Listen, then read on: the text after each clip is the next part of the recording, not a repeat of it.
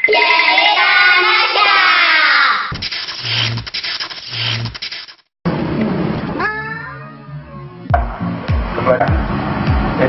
kami mohon dukungan penuh dan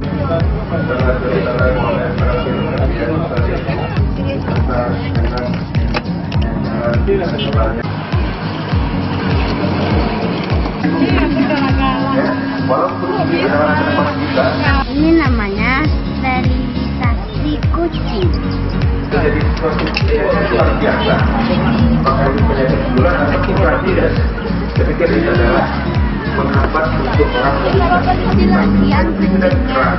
kucing juga merupakan salah satu hewan untuk mensosialisasikan pentingnya menjaga kesehatan hewan. Dan ini adalah kegiatan sterilisasi, yaitu upaya pemandulan pada kucing betina atau anjing betina berpemilik dalam rangka untuk kontrol populasi sehingga mengurangi kemungkinan penyebaran penyakit melalui kucing liar. 350 ekor kita lakukan sterilisasi pada kucing betina, setidaknya itu sudah mencegah sekitar pertambahan populasi kucing sekitar 500 ekor.